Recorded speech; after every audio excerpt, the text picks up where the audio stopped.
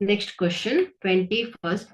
If in triangle ADE and triangle ABC, angle D is equal to angle B and angle E is equal to angle C, then which of the following is incorrect? So ಇಲ್ಲಿ ಏನ್ ಕೇಳ್ತಾ ಇದ್ದಾರೆ, triangle ಎಡಿ ಅಲ್ಲಿ ಮತ್ತು triangle A B C ಅಲ್ಲಿ angle D angle B ಗೆ ಸಮವಾಗುತ್ತೆ, angle E ಏನಾಗುತ್ತೆ ಆಂಗಲ್ ಸಿ ಗೆ ಸಮವಾಗುತ್ತೆ.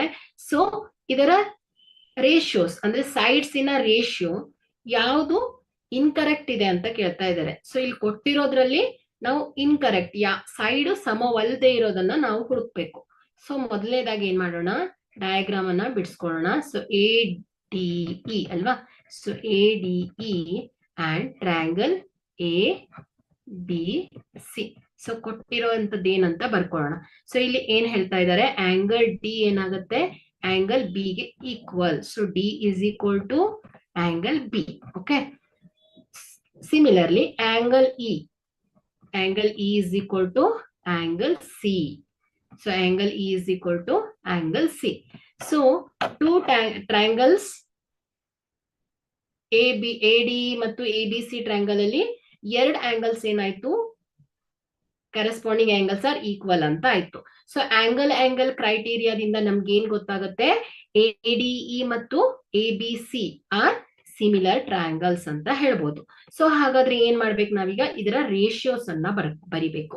So what are the ratios, AD divided by AB which is equal to AE divided by AC is equal to ಏನಾಗುತ್ತೆ, DE divided by BC ಆಗುತ್ತೆ. ಸೊ AD is equal divided by AB, the ratios, corresponding ratios. So AD divided by AB is equal to AE divided by AC and DE divided by BC. Okay, so ಇಲ್ಲಿ ನೋಡಿ AD divided by AB, AE divided by AC. So ಇದು ಏನಾಗುತ್ತೆ, exact ರೇಷಿಯೋನ ಕೊಟ್ಟಿದ್ದಾರೆ ಅವರು. ನಾವೇನ್ ಕಂಡು ಹಿಡಿಬೇಕು ಇಲ್ಲಿ, ವಿಚ್ ಈಸ್ ಇನ್ಕರೆಕ್ಟ್. ಸೊ ಯಾವುದು ಸರಿಯಾದ ಹೇಳಿಕೆ ಎಲ್ಲ ಅಂತ ಹೇಳ್ಬೇಕು. ಸೊ ಇದು ಉತ್ತರ ಆಗೋದಿಲ್ಲ ಹಾಗಾದ್ರೆ. ಸೊ ಅದೇ ರೀತಿ D divided by B C, D divided by B C, A D divided by A B. So ಇದು ಕೂಡ ಆನ್ಸರ್ ಆಗಲ್ಲ.